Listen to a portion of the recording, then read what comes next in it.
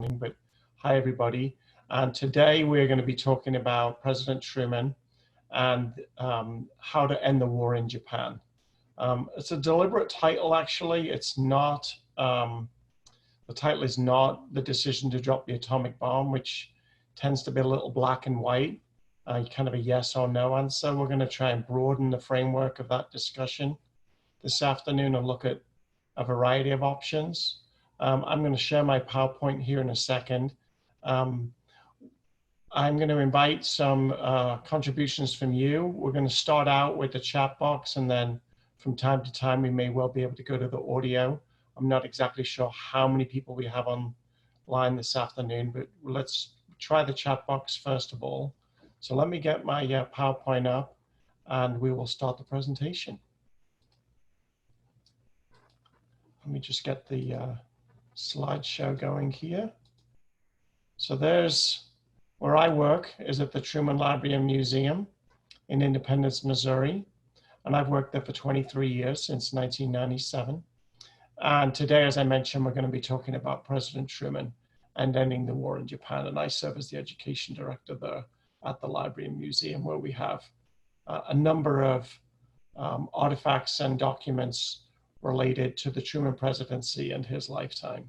And we may answer questions that a little bit later on, if you like, about the function of the library and the number of documents we have and those kinds of things. But today, to stick to our topic, we have to go back a little bit in time. As you know, Truman's decision to drop the atomic bomb came in August of 1945. We're going to go back to the spring, actually, into the month we're in right now, in April of 1945, 75 years ago this year, to see a particular event that affected Truman and to put this into context. And you can see from the caption there, it's that Truman becomes president in April of 1945, 75th anniversary this year. And my first question, which is fairly typical for those of you that have attended some of my other presentations in the last few weeks and months, is what do you notice? So in the chat box, just looking at this one photograph, what do you notice in this photograph? I'm going to answer a question right off the bat from the chat box. This is being recorded, and if it's similar to previous presentations, it will be on the YouTube channel for the Presidential Primary Sources Project. Somebody mentioned his inauguration, and it's not in the traditional location. That's absolutely correct, Christy. Thank you. So this is him taking the oath of office. So what else do you notice in this photograph? Two women, and then the rest are all men. And in a follow-up photograph, in a moment, I'm going to show you a third woman that's in the room. But there are two women at the moment. One woman is obscured. Somebody is very knowledgeable, notices that the portrait of Woodrow Wilson is in the background, kind of looming above the clock there. So you can see that. So let's test your history a little bit. What has happened that Truman is taking the oath of office in this unusual situation? Brian notices that they look very solemn, and then suddenly a whole range of answers that you all know that FDR has died. So Truman, of course, was vice president. This is the day that FDR has died, and Truman is rushed over to the White House to be informed by Eleanor Roosevelt what has happened. And so Truman, as vice president, becomes president. So a little bit of background here. It is a black and white photo, and there is some newsreel of this too out there available. Truman had only been vice president since the January inauguration. So there was an election, presidential election in 1944. Truman was the vice presidential candidate with FDR. And in January, they were inaugurated. And here we are in April, just 82 days later, Truman is sworn in as president. So it's quite a shock that he's the president. And in that time, those 82 days, Truman formally meets with FDR only twice in those times. As we'll see later on when we look at Truman's dealings with foreign leaders, in that time in February, FDR goes to the Yalta Conference to meet with Stalin and Churchill to discuss the end of World War II. Truman as vice president doesn't go. So he's really not in the inner circle. You're right, they look very solemn. And I'm going to point out a couple of people in that photograph. The one is his wife, Bess Truman, and she is right in the center of the photograph. Truman has his hand on the Bible as he swears the oath of office. And then Bess Wallace Truman is right in the center of the photo. Okay, let's take another photo, look at another photo, which is the same event, trust me on that, but a slightly different angle. And you can see the other woman that was obscured from the photograph in the first place, in the first photo. So any guesses to who the other lady is now on the right side of the photograph for that? And Christy is on it today. It is his daughter, Mary Margaret Truman. She was born in 1924. So in this particular case, she's 21 years of age. And this is actually in the cabinet room, not in the Oval Office. This is in the cabinet room where he takes the oath of office. And as mentioned before, a rather solemn photograph. So this is kind of the background leading up to this. And as we're going to be talking about the atomic bomb here in a moment, and that decision to end the war in Japan, we're going to look at a letter that Truman receives right after this. So this was April 12th. He receives this letter on April 24th, so just 12 days later. And I realize with Zoom and distance learning, you may or may not be able to read this letter that clearly. It is typed, but some of you can see it great, says Christy, so that's awesome. And hopefully most of you can. Sometimes when I do these presentations to classrooms, it can be a little tricky for a whole classroom to see it, but as most people are probably using an iPad or a desktop computer, maybe you can read this letter, and a number of you are telling me that it's super clear, so that's pretty exciting. So again, similar question, what do you notice on this particular document? And let's, as we got a couple of hands raised there, let's try doing some audio so we get some different voices than mine. We've got a few hands raised, and I'm going to rely on my colleague Therese to call on a few people to respond to this particular document. What do you notice about this document? Sure. If anyone is ready to answer, go ahead and raise your hand.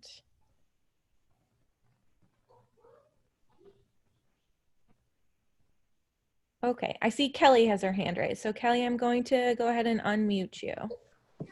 Go ahead, Kelly.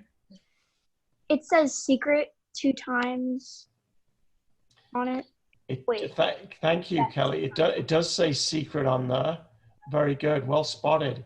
Thank you very much, Kelly. Anybody else? So we've got a couple in the chat box. Somebody says, Ali, excuse me, Ali, looking for the name there, says foreign relations is underlined. And then it says, there's lots of signatures and writing on the paper. It says it's declassified down at the bottom.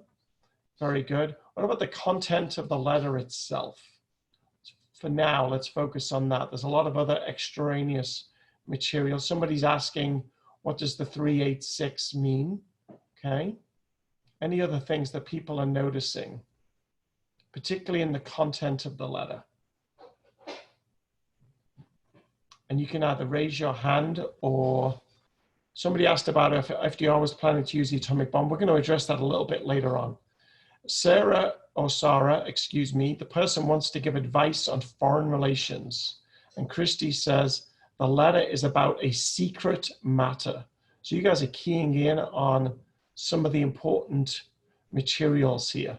So the next part of this is what historians sometimes have to do, is to speculate, to kind of make inferences. So what do you think this is about? Kay is right on it. This is very cryptic. Interesting. Interesting that he wrote this rather than calling. Thank you, Brian. The text suggests that it's something important that Truman knows nothing about. Very good, S. Mulzo. I'm going to assume the Mulzo is the last name, but I could be wrong. I'm making inferences myself right now. So any speculation about this?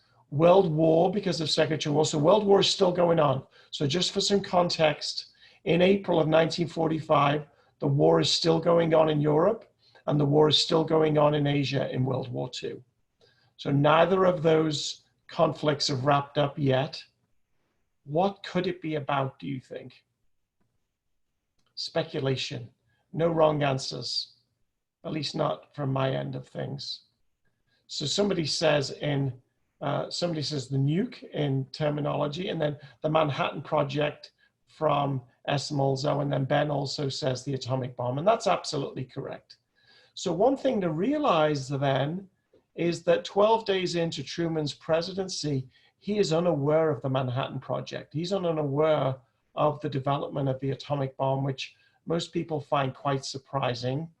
Just to go back to that photograph that we saw being inaugurated on April 12th, there were some short conversations that evening and the next day to kind of give him a sense of something, but not in a matter of detail. Now, also looking at this letter, you can actually see some Truman handwriting at the bottom, and I'm going to interpret it for you if you don't mind, just because it's in cursive, and those of us at the Truman Library who've worked there a while tend to become more and more familiar with Harry Truman's writing.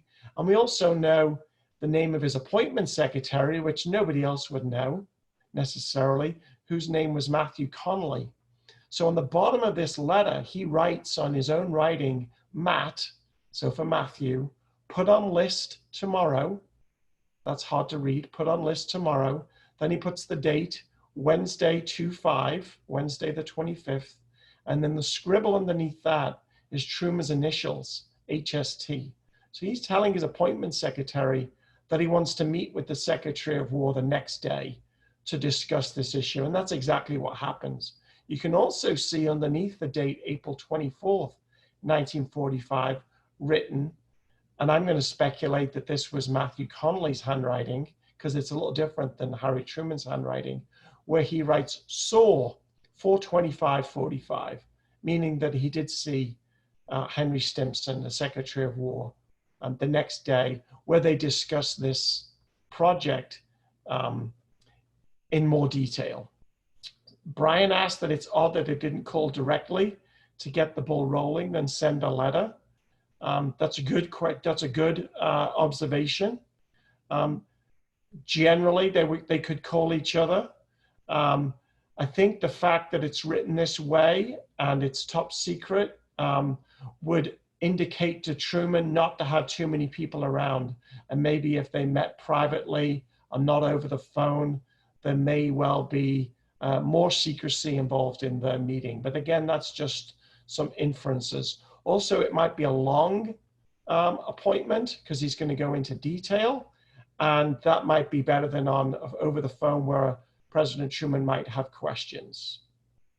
The fact that he's written it may well prevent other people are not involved in the conversations, to keep the number of people involved shortly. So this is a great document to get students involved with. So one of the things I like to do with these presentations is both offer you some information, but also some teaching strategies that you can do with this. And this particular document is actually on the National Archives Docs Teach site with some questions surrounding it. And the title of that particular activity is Highly Secret Matter. So they pull out that first paragraph. We're going to move on just in terms of time, but it's a fascinating document. And one of the big things it shows us is that Truman doesn't know about the detail of the Manhattan Project until April the 25th.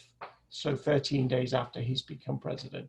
Now, I should say at this point, there has not been a successful test. It's still under testing, but they haven't actually done a successful test yet. Somebody asked about the websites in the chat box. The website links are going to be on the very last slide of today's presentation, so you'll have those. And my email address is there, so you can email me and I will send you the full presentation.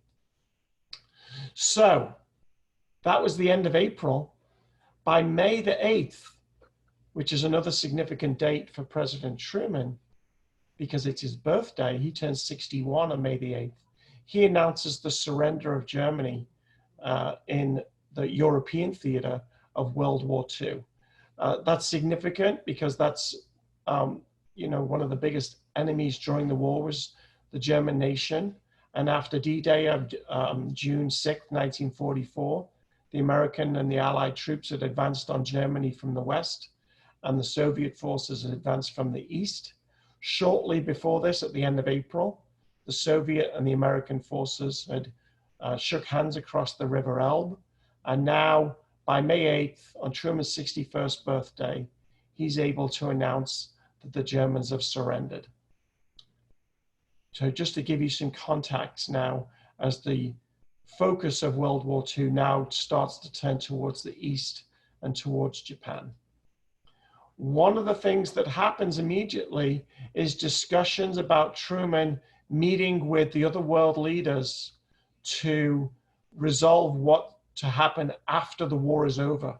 So although the war is continuing in Japan, with the war being over in Europe, Truman is going to meet with some of the other world leaders to decide what to do in regards to Germany and Italy and the rest of Europe now that the war is over.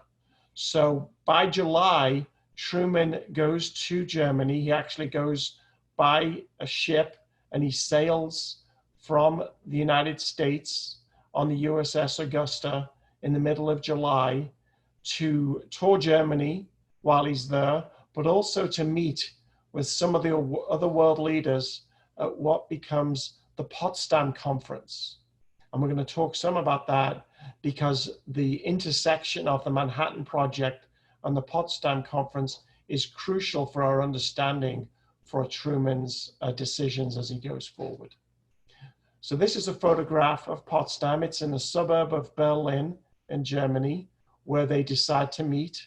And I'm deliberately not giving you the other world leaders' names because I want to show you a photograph of them and see the sharp ones amongst you. I'm going to give you a clue. President Truman is in the middle of this triple handshake, but who are the other two people? So this is the easiest question you will answer today. Just type it in the chat box. Who are the other two people in that photograph? Indicate the one on the left and the one on the right, if you would. And we've got Joseph Stalin and Winston Churchill, and you guys are amazing. You're all getting that right. So Winston Churchill is on the left.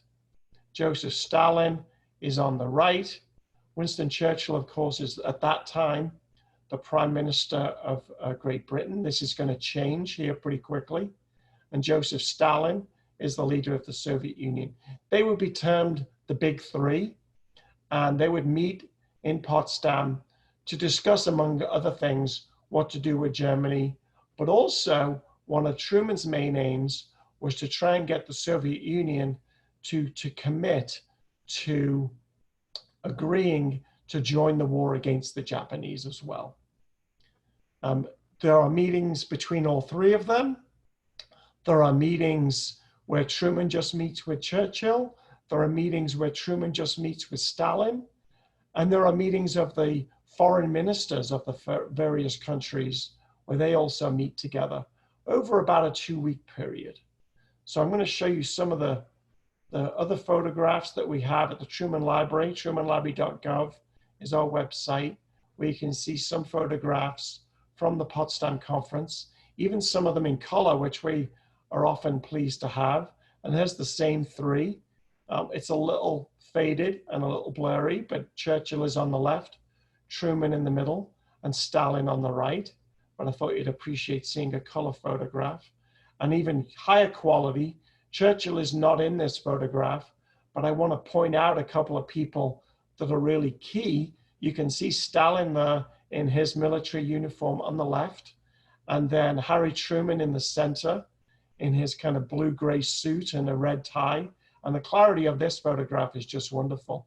But I wanted to point out two key people, two of the people on the right of the photo. The one gentleman on the far right with his left hand down and his right hand across his belly button, I would say, is Molotov, who was working the most close advisor to Stalin. And Truman had actually met Molotov prior to the conference. Molotov had flown to Washington, D.C. and met with Truman prior to the conference in terms of preparation. And the other, to the right of Molotov and two people over from Truman with the gray hair and the suit with the handkerchief sticking out of the left pocket there, is James Burns, who becomes Truman's Secretary of State. Interestingly, James Burns also attended the Yalta Conference in February with FDR and had taken handwritten notes for that at the Yalta Conference, which Truman was able to use in preparation for the conference. The other reason Truman took the ship, the USS Augusta, is so he could spend the time discussing with his aides the conference before arrival. We've got a couple of other photos, and one might surprise you because suddenly we have a different representation from the Great British delegation. Churchill is not in this photograph, so this is probably one of the harder questions today. Churchill loses the British election during the Potsdam Conference, and he's replaced by the Labour Prime Minister in July of 1945. And as I'm British, I tend to know this, but anybody who want to identify the new British Prime Minister who's on the left of this photograph? Don't be Googling now and getting out your phone and looking up the answers. I guess you could if you want to. Any responses there? It's a tough one. You didn't realize you're going to be tested today. Churchill actually loses the election, and this man comes in, and his name, I'm pausing as long as I can, his name is Clement Attlee, and he's the British Labour Prime Minister that has won the election. He's there the entire time. Both Churchill and Attlee leave for a short time to get the British election results, and then Attlee comes back as the new Prime Minister. Now, I want you to think of this from Stalin's perspective, because in February, he's met with Churchill and Franklin Roosevelt, and now we are in July, and he's got two new leaders representing those two countries. Now, the importance of this Potsdam Conference is that while they are meeting in the very early parts of the conference, Truman receives this document, and this is actually part of a 14-page report. This is just the first page, and my next document I'm going to show you is the last page. This is not quite as easy to make out as the first one, but let's do the same question. What do you notice on this document that's dated 18th of July, 1945? So take a moment, see if you can read through that typed document. Some of it is not as clear as it could be, but let's see what we can get from this particular document. So it's from the War Department. Keeley says it's about the atomic bomb test. Great job, Keeley, you are correct. What an explosion is underlined from Kelly. Somebody mentions New Mexico, which is in point number 2. The first full-scale test is in quotes. The test was successful by a couple of you there. I apologize for not reading your names quickly. Sarah and Susan saying the test was successful. Now, as I mentioned, this was a 14-page report, so it can be tricky to look at that. The whole document is available on trumanlibrary.gov. They talk about the number of TNT, that it was not dropped from an airplane, that it was very powerful. So even from these 3 or 4 paragraphs, you can get in quite a lot of information. And you're right, this is from the very first test, successful test of the first explosion of the atomic bomb. And this is the Trinity test, that is correct. So the date on the memo is the 18th of July, but the date that the test took place is the 16th of July. Okay, so they've done the test and then they've typed all of that up. So that's really, you've really pulled out a lot there just from this single page. It is kind of informal in nature, I feel. So he says it's not a concise formal report. There's a stamp there on the bottom, people are noticing. Some of it is hard to read. And I'll be honest with you, Bill, it's a little bit easier to read online than it is through the presentation. But let's look at the last page, because I think you'll be stunned by that. Therese, thank you for putting in the link to the website. This is on the last page of the same report. It's submitted by Lieutenant Groves, who's one of the lead people in charge of the tests. This is a sketch, as you can see, and some of the cursive is really tricky to read, but let's see what we can get from this, because I think this is fascinating to use this first-hand primary source of the sketch of the first test of the atomic bomb. So what can you notice from this test? Sketch, I should say.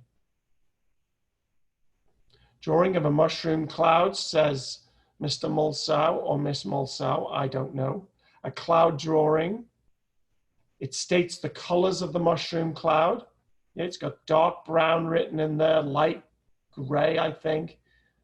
Anything else? It's got the time, it's got the temperature. The colors seem different. So we can see at 5:30 and then at 5:42. So a fascinating document. Some of the cursive is a little tricky, so I'm going to read some of it to you at the bottom. It says see through here. It's messed up, says Bill. It's got the degrees. I'm going to read the section that's underneath where it says cloud drawings on the top left, just because I think it's pertinent, but it is in cursive and it's a little faded. And it says first atomic bomb explosion, Alamogordo, New Mexico, sketches from B-29 flying at 30,000 feet about, and then it has a number of miles away. It could be a 2, like 25, or it could be 15. I'd have to go back and look at the original to get that exactly correct. But it's interesting that it's taken from a B-29 and that they have sketched it from that plane. So the person on the plane has sketched this. Yeah, that's exactly right. So it's kind of fascinating that they were quite a number of miles away. So with the report and with this sketch, Truman was now fully informed about the successful test. Now, up until this point, in the summer of 1945, there was a group called the Interim Committee that was giving Truman guidance. So some people were on the ground, but this particular plane was an observation plane when he sketched this. That's correct, Brian. So this group had been meeting throughout the summer, but it wasn't until we had this successful test. Let me go back before we get to this. It wasn't until the successful test that the decision would be a reality. So some of the people in the military, some of Truman's advisors, didn't think the test could be successful and didn't think that the atomic bomb would become reality. Others were far more confident. The other part of this is that until they had a successful test, there were lots of other options put on the table. Once the test had succeeded, it was kind of full steam ahead in terms of what to do. Truman's main goal at this time in July of 1945 was to end the war as quickly as possible. Now, here's a couple of things to think about here, is whether he should tell Joseph Stalin and whether he should tell Winston Churchill and eventually Clement Attlee. Now, this test takes place before Churchill leaves. This is very early on in the Potsdam Conference, within the first day or two of the meeting. And Truman tells Churchill pretty much the full details. And the British have been pretty well informed about the Manhattan Project from the outset. He's a little more cryptic when it comes to Stalin. He tells Stalin that they have a new weapon, but he really doesn't go into the detail of it. He keeps his cards a little closer to his chest and doesn't go into a full detail. As historians have found out later, Stalin actually knew more than Truman realized because he had spies in New Mexico who were relaying information back to him. So Truman's main goal is to end the war. And the main part of our interaction that we're going to do now is to look at Truman's options and kind of weigh the advantages and disadvantages of those as you look at it 75 years later. So Truman's options seemingly came to 4 choices.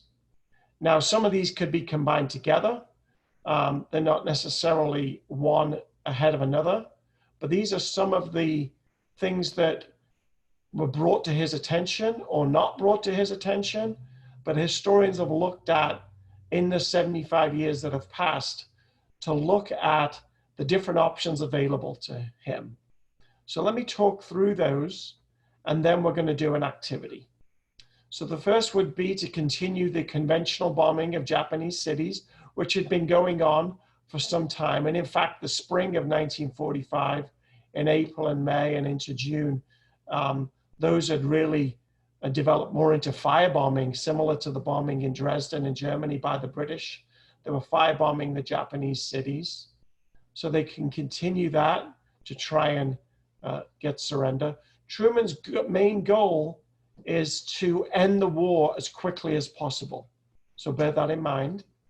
The second option would be for a land invasion of Japan, and those plans were being formulated and being planned out by the military leaders of what a land invasion might look like. A third option, which was discussed, was to demonstrate the bomb on an unpopulated island with the hope that that might lead to a surrender. And the fourth option is to drop the bomb on an inhabited Japanese city, which we know today is what happened, but we're going to look at all 4 of these options. So for this activity for now, we're going to use the chat box. This might get a little busy. We're going to look at each of these options one at a time. And what I want you to do, and this might be a little tricky, is try and indicate what would be the advantage or what would be a disadvantage of this particular option. So we're just going to focus on these one at a time rather than all 4 at once. So what would be an advantage of continuing conventional bombing? What would be a disadvantage? So you might want to put AD and then a dash or a colon and then say what the advantage would be. Or you might put DIS and then type in what a disadvantage would be. Now you can look at this from any perspective. So from the United States perspective, from the Japanese perspective, from the Soviet perspective, from the European perspective. And so Sarah has come up with the first one. An advantage would be that less Japanese lives lost than the use of atomic bombs. So there we have one. And then Brian has an advantage. It would continue to wear down. And then a disadvantage, the Japanese would be shown they would never surrender. K has put disadvantage, a cost in terms of manpower, fuel, plans, right? Because it would take so much time. Getting nowhere with this strategy is a disadvantage from Christy, and I'm going to try and keep up with the chat box as much as I can. An advantage would be to lower Japanese morale. A disadvantage would it would take more time and supplies and possible damage to planes, and Japanese might not surrender anyway. Thank you, Keely.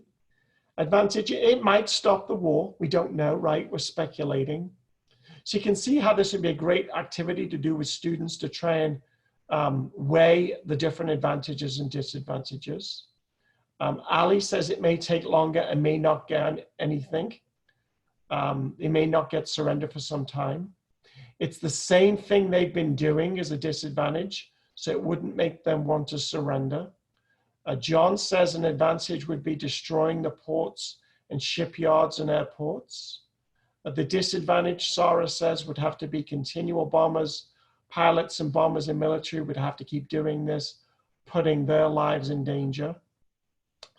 Advantage, says Ali, less lost American lives since they're in planes, probably meaning that that would be a contrast to, say, a land invasion. You guys are amazing.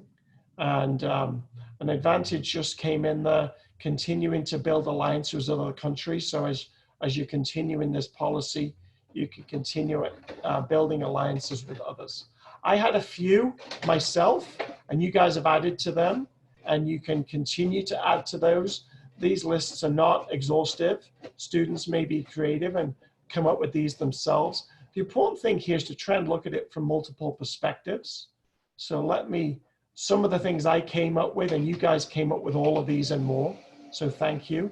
It would be kind of considered a safe approach. There might be a possibility of a negotiated peace.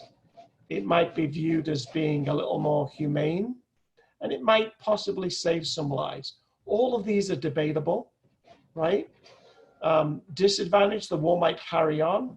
There might be a worry of stalemate. Some of you mentioned there might be a little chance of surrender.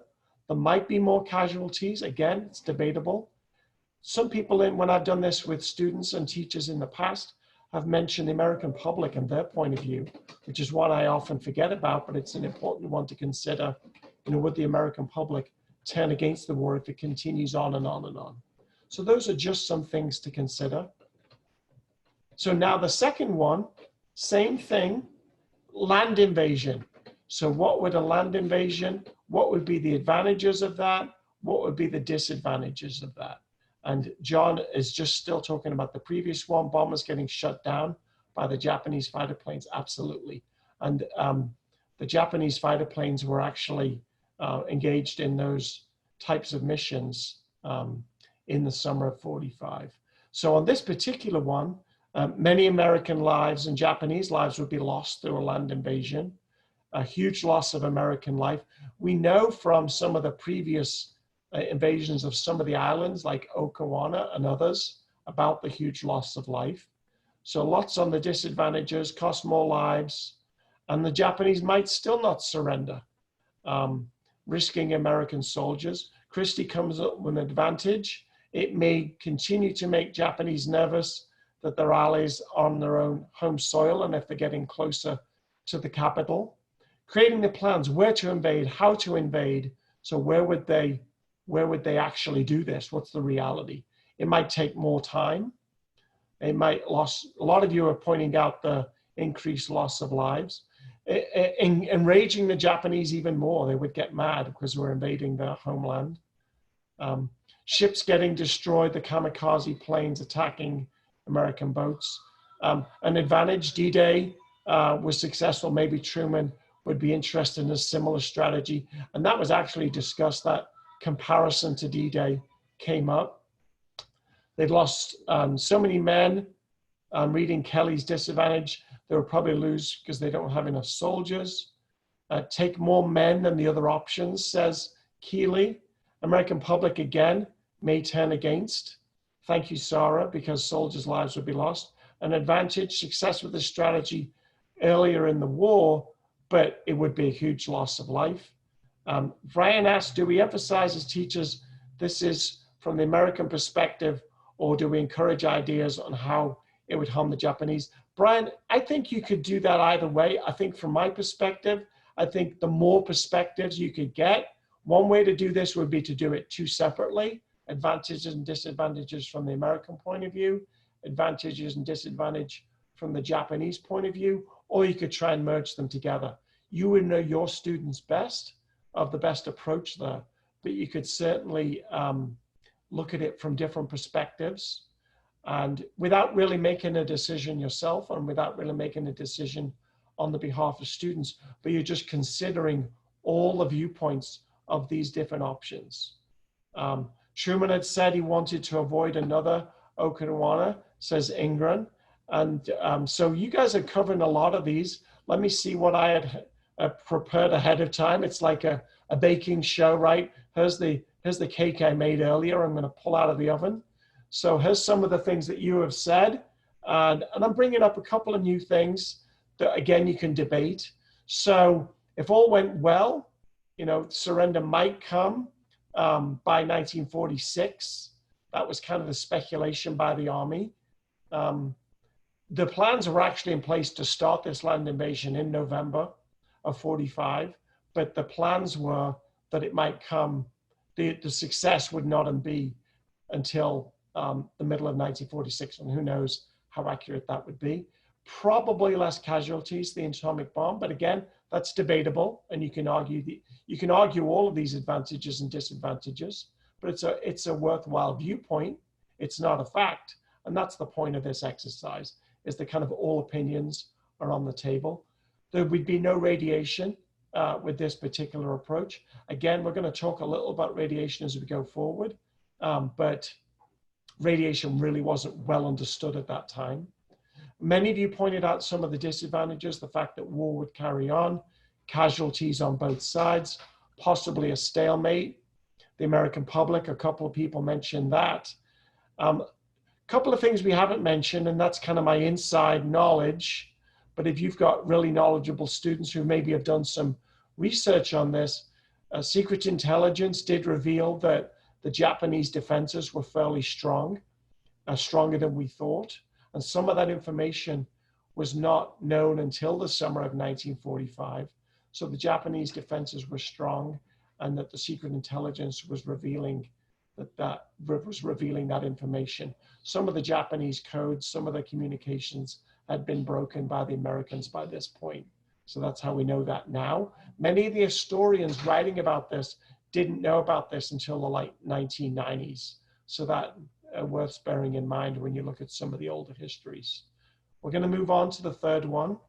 I'm glad you appreciate my sense of humor. Demonstrating the bomb on an unpopulated island. So what would be the advantages and disadvantages of this particular option? Demonstrating the bomb on an unpopulated island.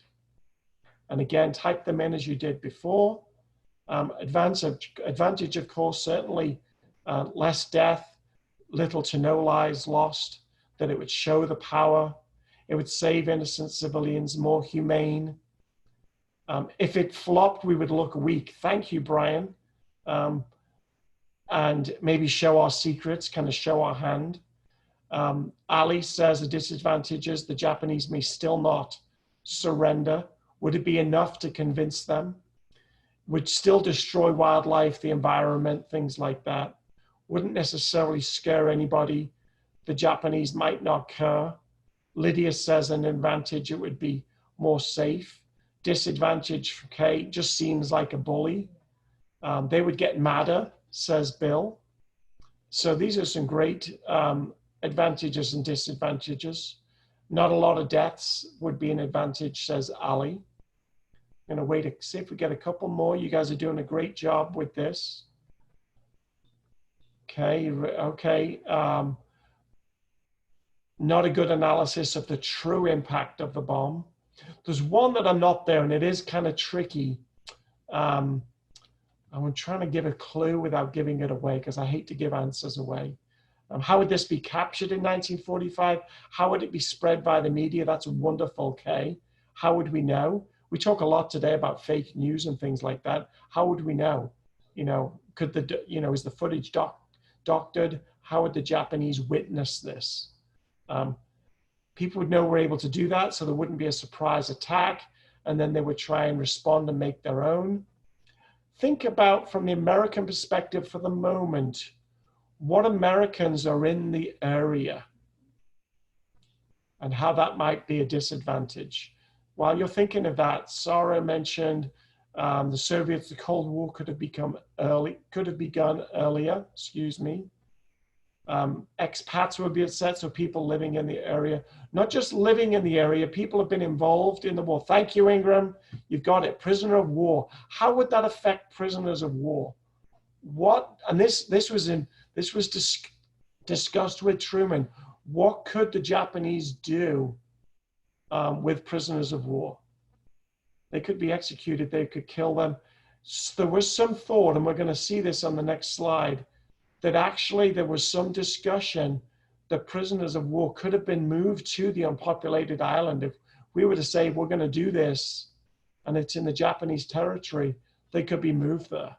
So that was seen as a big disadvantage. So let's look at this one. Here's my second cake or third cake that I baked that you could look at. So it might cause Japanese surrender. They could be so terrified by the bomb on an unpopulated island, the Japanese might surrender. Radiation again, and a couple of people mentioned the environment. And the disadvantages, the Japanese might move the prisoner of war into the area we just talked about. It might not work. I know a couple of people mentioned that. In terms of the scientists, only 2 bombs existed at that time. The third one would not be available until the middle of August. That's a little unfair. You didn't have that information. But if students were to do some research ahead of the time before this activity, and then a lot of you keyed in on the last one, who would witness this? Who would relay the information, right? Would you have a Japanese representative there? You know, who's going to be the trusted source that you'd rely on? Now we're going to get, of course, to the area that it happened, what the, the decision that did happen. But let's, to be fair, to look at these 4 options. What are the advantages and disadvantages here? And these are probably ones you've come up with before, but again, now it's in the context of the others. And so the advantages with the dropping the bomb on an inhabited city like Hiroshima and Nagasaki is you've got the Japanese would be scared in to surrender, that the war would end faster. Sarah mentions many, many lives lost. That's absolutely correct. Christy mentions the inhumane nature, that it's frightening and deadly. Tons of deaths, says Kelly. Cost less American lives, says Akili. Not harming American lives, says Ali. Kills lots of people, says Bill. And advantages that it really scare them. Lydia says kills more lives. Sarah says would definitely end the war, shows the full power of the bomb in an urban setting. John says the disadvantages, the city would take years to rebuild. So you guys have probably thought about these ahead of time and done these before. Lots of innocent lives lost, says Keeley. Thank you for that. Would leave grudges, says Sarah. Might finally turn people against the emperor in Japan.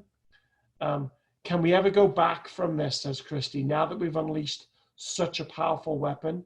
Absolutely. So it kind of unleashes a new type of technology that there's really no going back from. Lots of long range implications. You guys are covering almost all of these so well.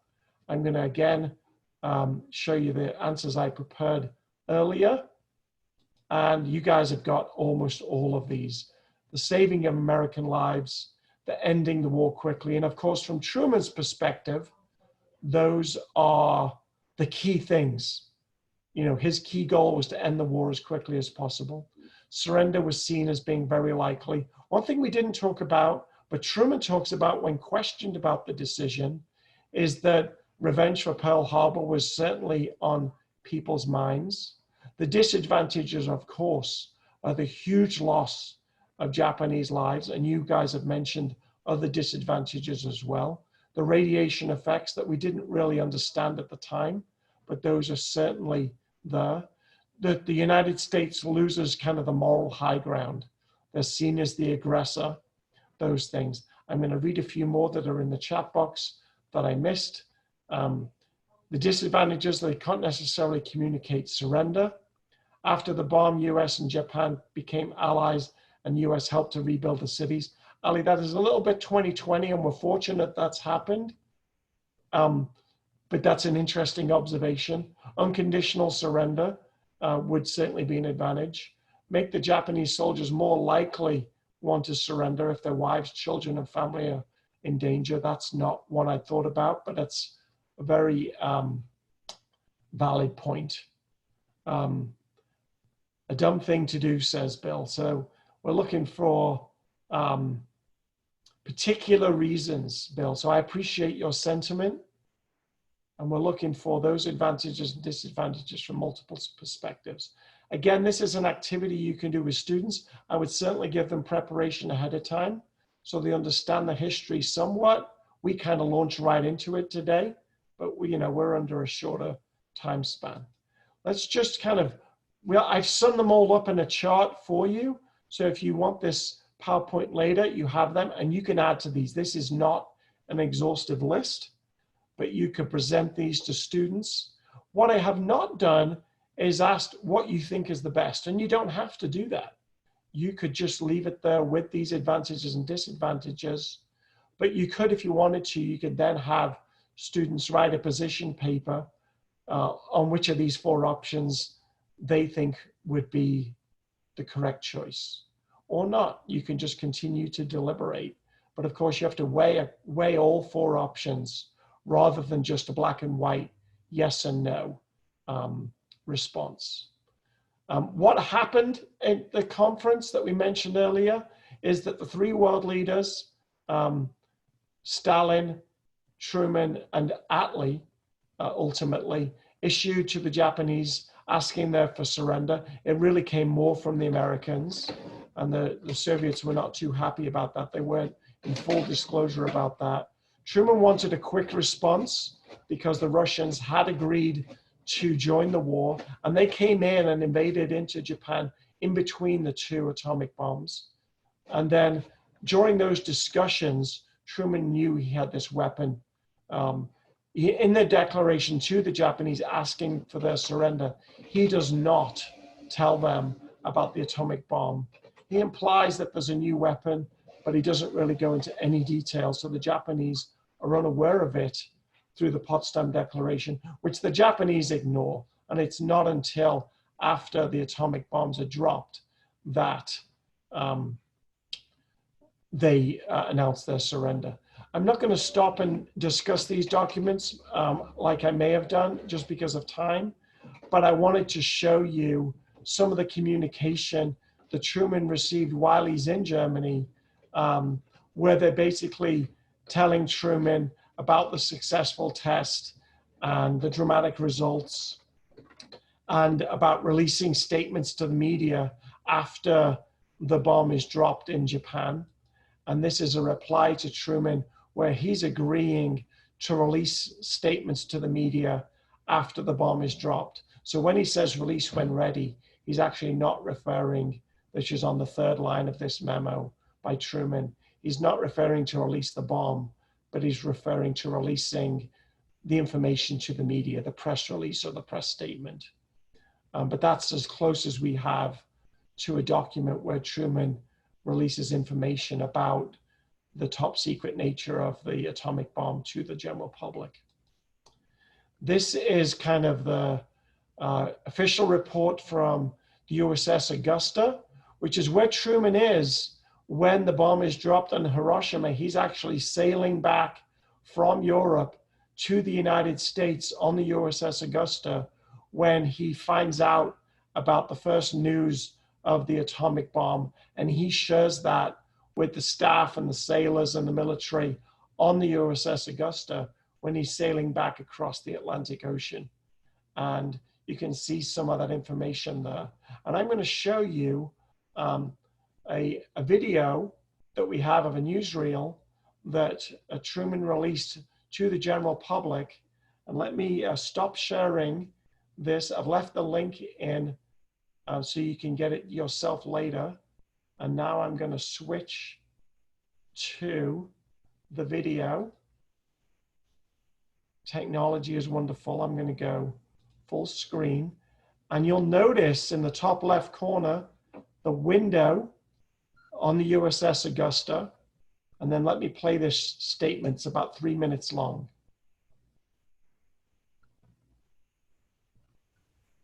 We can't hear the audio, Mark.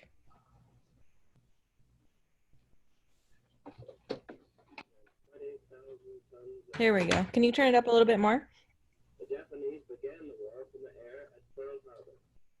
They have been repaid many. Let me back out.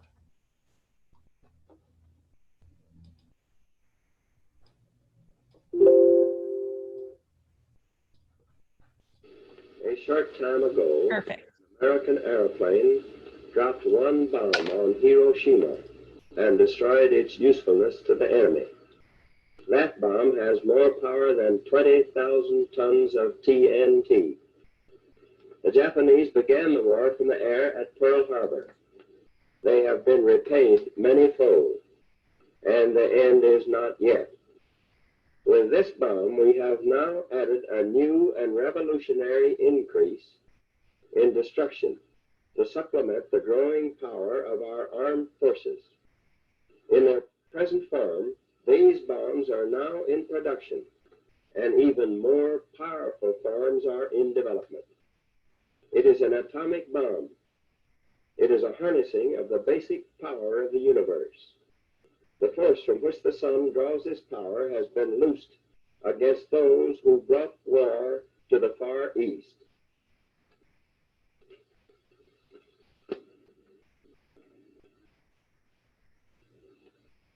We are now prepared to destroy more rapidly and completely every productive enterprise the Japanese have in any city.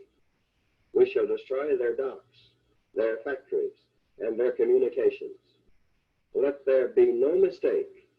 We shall completely destroy Japan's power to make war. It was to spare the Japanese people from utter destruction that the ultimatum of July the 26th was issued at Potsdam.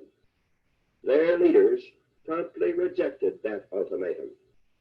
If they do not now accept our terms, they may expect a rain of ruin from the air, the like of which has never been seen on this earth.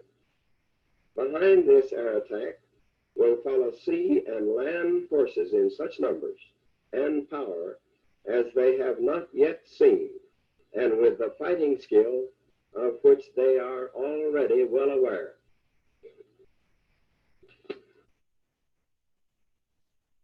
Okay, let me go back to my PowerPoint. I think that's a very dramatic video. And that was, the link is on the, so are you, Therese, can you see the PowerPoint again? Yep, I can see it.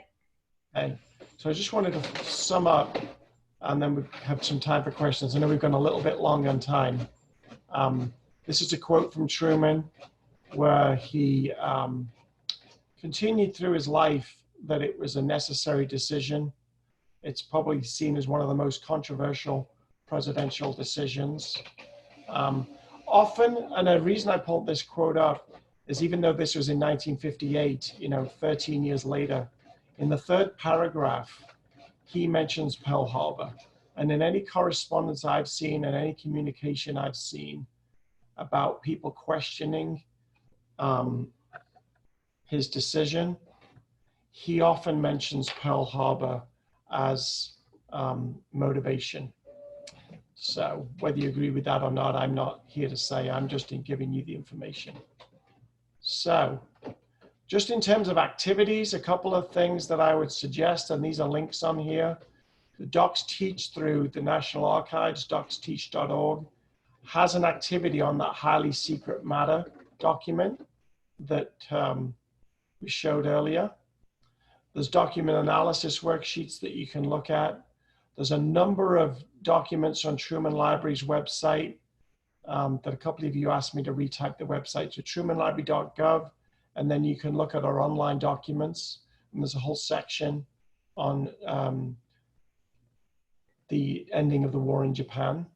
And then the Truman Library itself has a lesson plan database. But I also wanted to make mention of Sadako and the 1,000 Paper Cranes children's book. And we have at the Truman Library an original paper crane from the Sadako family. And if you're not familiar with that, I'm not going to do a spoiler. I think that's an interesting way to look at that through literature and through a story of Sadako, who ultimately died as a result of radiation and cancer. But it's a heartwarming story that's connected with Truman's grandson now. He was given, Truman's grandson, Clifton Truman Daniel, was given one of the last 1,000 paper cranes created by Sadako, which is now in the collections of the Truman Library Museum and will be on display when we reopen our museum, which is undergoing renovation right now in the fall of 2020. So with that, I'm going to go to questions. My email address is up there, so if you'd like a copy of the presentation, just email me, and I'll be glad to answer any questions. I'm going to leave that on there so you can see it. And then Therese has also typed it in the box as well. So with that, I'm going to stop share so you can see me more. And if you've got questions, let's go ahead and do them in the chat box, as it just seems to be a little bit easier. Somebody asked if we're going to be doing another. Truman Library will be doing another one 2 weeks today.